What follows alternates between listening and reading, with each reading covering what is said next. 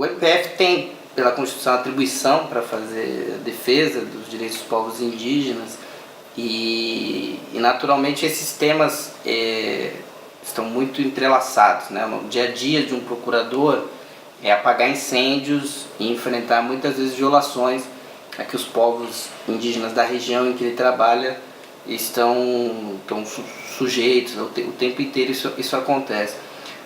Na Sexta Câmara de Coordenação e Revisão, né, que é um órgão do MPF para cuidar dessa matéria, né, constatou-se a necessidade de fazer um grupo de trabalho para aprofundar a análise de casos de violações na ditadura. Porque justamente pelo fato de os procuradores estarem diariamente vivendo demandas e urgências, principalmente por conta de questões territoriais ou mesmo questões de políticas públicas, é muito difícil você conciliar esse dia a dia de apagar incêndio com um trabalho mais de fôlego em que você precise apurar violações que estão no passado, que muitas vezes demandam uma análise documental ou várias oitivas, né? Então, embora relacionados, né, as violações do presente com as violações do passado, o trabalho de apuração é um pouco distinto, né? Então o grupo de trabalho surge justamente para isso, né, para dar um apoio, um suporte nessas apurações, né? Acaba se debruçando sobre um tema sem essa pressão de uma atuação cotidiana que o procurador acaba vivenciando, né? E justamente pelo fato de ser uma atuação mais de fôlego, a gente não consegue fazer vários casos de uma vez, então tudo demanda um planejamento e um trabalho para se estruturar, identificar a violação, elaborar a ação, pensar numa ação de reparação. Então por isso que o grupo vai escolhendo alguns casos emblemáticos, algumas situações que realmente contém elementos e ao mesmo tempo podem ter um interesse para a discussão de violações do presente para se debruçar. Os Tenharim, a necessidade de discutir o passado, né, e os impactos que eles sofreram por conta da construção da Transamazônica está muito, muito ligada a episódios assim, de enfrentamentos, né, que a sociedade regional tentou estabelecer com eles em dezembro de 2013. Em Humaitá, uma relação muito odiosa, né, insuflada por madeireiros, né, garimpeiros da região. As pessoas botaram fogo na FUNAI, botaram fogo na CESAI em dezembro de 2013 contra esses, em oposição aos índios, por conta de uma situação, um crime que teria sido praticado e que os índios foram acusados. Isso gerou toda uma reação, né, contra os índios e assim, botaram fogo, pessoas foram abrigadas no quartel lá na cidade, depois tiveram que ser escoltadas para sua terra por conta dessas violações, ali por conta daquela situação, né? E já estava em curso no MPF do Amazonas uma apuração para analisar os impactos da construção da Transamazônica para esse povo, né? O Tenharim e o povo de Arrui. E esse contexto fez a necessidade de se trazer essa discussão ainda mais na ordem do dia, porque as pessoas contestavam, né, a postura dos índios em relação à estrada, a cobrança que eles faziam de uma compensação, que os índios chamam de compensação, e os brancos de pedágio, né, lá pelo uso da estrada. Mas para entender essa compensação, a gente tinha que entender a história da estrada. Uhum. Né? E isso fez a gente colocar aquela temática, a reparação dessas violações na ordem do dia, até acelerando uma apuração para poder, né, pedir a reparação e mostrar como há uma certa seletividade, muitas vezes, na compreensão da problemática e da temática indígena. Né?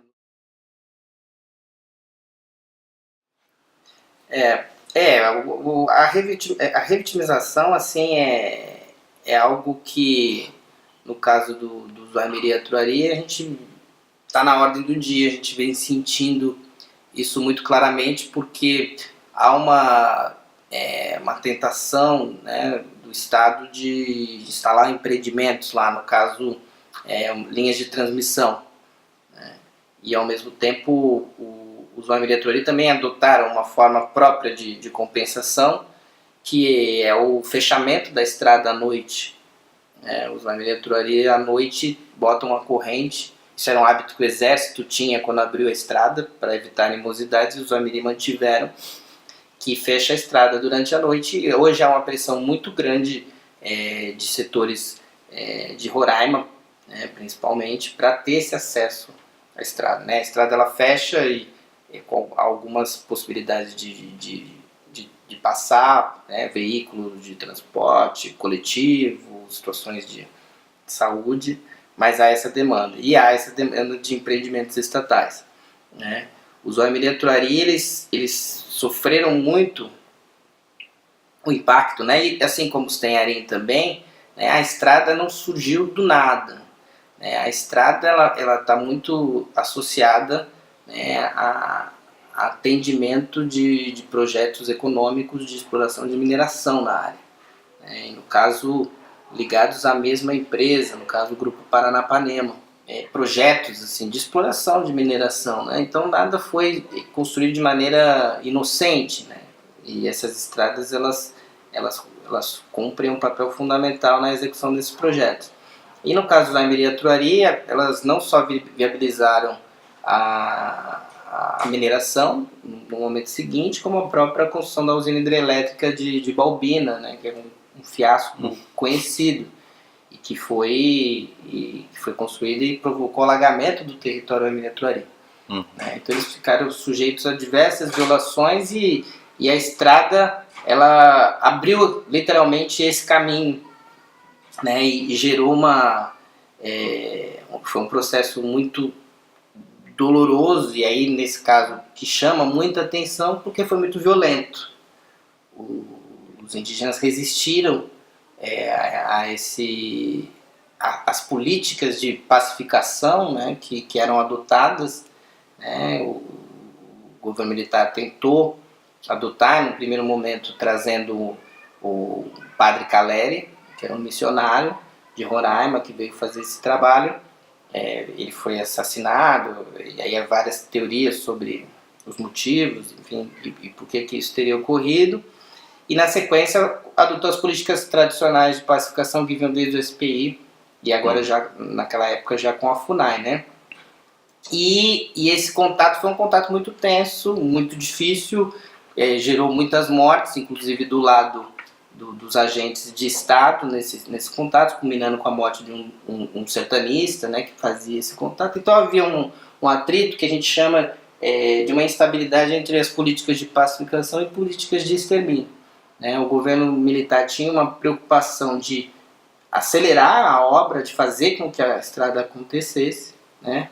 Num primeiro momento adotou as políticas de pacificação que eram tradicionais, né, da postura do Estado brasileiro. O Estado brasileiro nunca foi de admitir expressamente uma postura de extermínio dos índios, embora esse tema tenha sido ventilado, principalmente no começo do século XX. A política ela remonta ao legado positivista, né, da pacificação, da atração. No caso, o que é a atração? É você deslocar os índios e para permitir que a estrada passe, né, e você permitir paulatinamente a integração, né, a comunhão nacional. E esse processo não deu certo, porque os índios recusavam, né, e havia essas situações de embates. Isso fez acelerar e a tomada e o controle da política de atração, né, que obviamente já havia uma supervisão muito forte do Exército. Ele acaba tendo uma assunção desse controle pelo 1º Batalhão de Infantaria e Selva, né, entre 74 e 75, e uma linha de atuação muito clara que a gente chama de inversão da máxima rondoniana, né, que Rondon dizia, né, morrer se preciso for, matar nunca, né? E nesse caso havia matar se preciso for, morrer nunca, porque havia uma outra presunção, havia uma presunção de uma legítima defesa permanente do Estado em relação àqueles índios, né? Que contava na imprensa, né, como o veículo legitimador, né? Aqueles índios são índios bravos, né, que é a maneira que é uma compreensão histórica, né, de você tratar índios de índios mansos, índios bravos. Os índios ameríndios eram tidos como índios hostis, aos quais haveria a necessidade do tratamento duro, né, e repressivo, porque eles inviabilizavam, de certa forma, uma visão de desenvolvimento e de progresso. Então realmente assim, né, a Constituição, né, foi o que ela trouxe realmente foi um ponto de inflexão na trajetória dos povos indígenas, fruto de mobilizações e tal, mas ela foi fundamental, né, para muitos avanços que ocorreram após 5 de outubro de 88. Né? Você quebrou o regime tutelar, né? Os indígenas não deixam de ser considerados incapazes, né? Ou você quebra aquela noção que se remonta historicamente aquilo que eu vinha dizendo dos índios mansos, dos índios bravos, aquela noção de que o indígena, tido como aculturado, ele deixava de ser indígena. Né? E isso estava presente na imagem da Constituinte até quase a última hora se tentou colocar essa previsão de tratamentos distintos para indígenas. Né?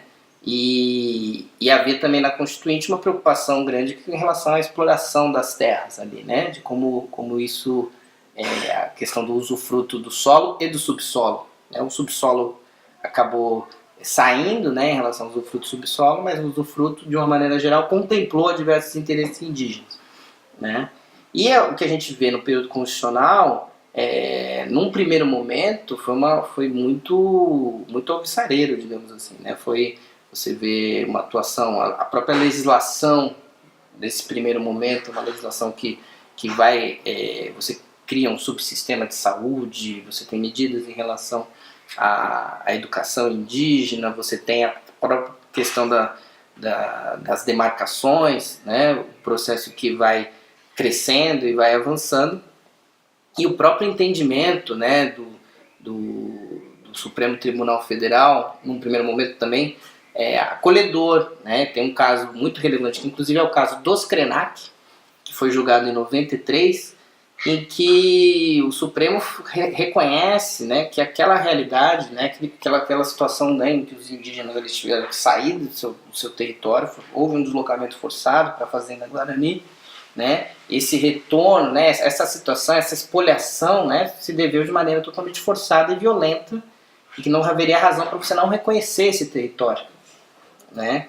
Isso é muito relevante para você pensar hoje. Né, o marco temporal ele foi fixado baseado numa situação em 5 de outubro de 88 que desconsidera todo esse histórico, tanto o regime tutelar, situações de deslocamentos, né, os projetos da ditadura, a incapacidade que os indígenas poderiam ter de articular e de defender seus direitos em relação àquelas terras. Né.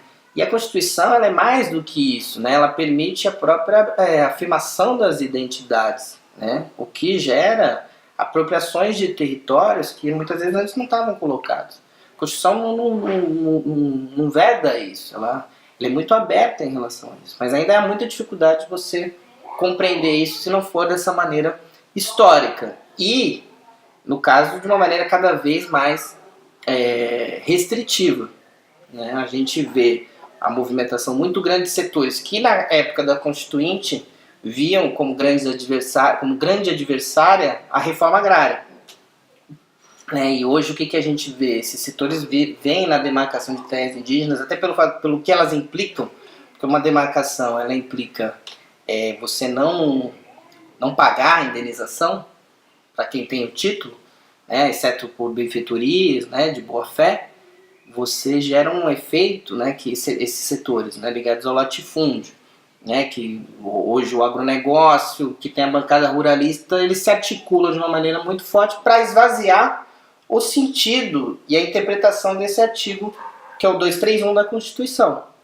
Né? Então você começa a criar mecanismos interpretativos que não estão colocados no texto, como é o caso do marco temporal. exemplo, os indígenas estão nas universidades, né? Você tem os antropólogos indígenas, você tem os pesquisadores indígenas, né? E eles estão falando por eles mesmos, né? Então, por eles mesmos. E essa organização que eles, política e essa forma de inserção que eles estão fazendo é a grande novidade, né? É o que mais nos anima nesse momento, porque historicamente a gente está sempre se colocando, né, e por eles, né? Mas acho que essa é a grande novidade. E há uma série de conquistas que se pavimentaram, né? Isso nos governos do governo Fernando Henrique, governo Lula, a gente teve avanço no processo demarcatório, principalmente na região da Amazônia Legal, né? Você tem muitas áreas demarcadas, né? Os territórios reconhecidos. E essa afirmação identitária também, ela acaba gerando, né, ela impulsiona processos e tensionamentos em outras regiões. No sul do país, no centro-oeste, Mato Grosso do Sul, no nordeste. No nordeste, na década de 70, vários estados diziam que não havia mais indígenas lá. Então essa afirmação, né, essa autoidentificação, né, que todo esse processo promove, tanto a Constituição como a Convenção 69, gera toda contribui para esse tensionamento, sim, em geral por conta da identidade, mas principalmente por conta dos processos de territorialização e como isso influencia nesses embates fundiários, né? E aí o que a gente vai vivenciar é uma reação, é uma organização e um contramovimento muito forte, né, em relação a essa pauta. E uma reação que tenta desqualificar, né, e desfazer uma certa benevolência que se cultiva no imaginário em relação aos povos indígenas, né? Há uma solidariedade genérica aos povos indígenas, que nos embates concretos vira discussão de um questionamento da própria identidade. Mas é índio, né? É índio, usa determinada roupa, fala determinada... não fala a sua língua. Muitos indígenas não falam uma língua específica, né? Por conta desse processo avassalador, vários grupos ou falam partes disso, ou falam só em determinados ambientes, enfim.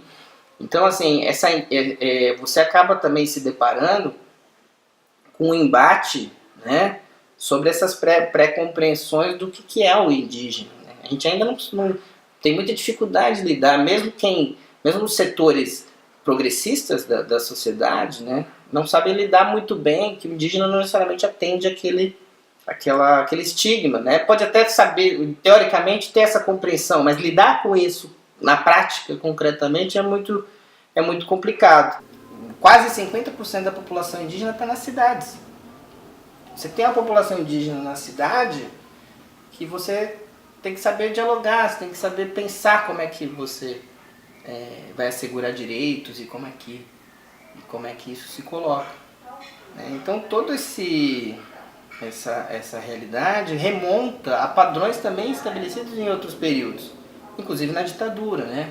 A gente faz a leitura, há uma leitura, por exemplo, nos tribunais, na justiça, que ainda usa muito o Estatuto do Índio, que é uma lei da época da ditadura, que para a época tinha até seus avanços, mas que estava ligada a um outro regime, a outra ideia, né? Em relação à prioridade da segurança nacional, prioridade do desenvolvimento, né? E a subordinação dos indígenas a isso. Então a gente tem muito que avançar, eu acho, também na mentalidade. Eu acho que a Memória e Verdade ajuda a gente a escancarar esses problemas, né? Primeiro que são violações recentes, né? E segundo, violações que repercutem na constituição desses povos.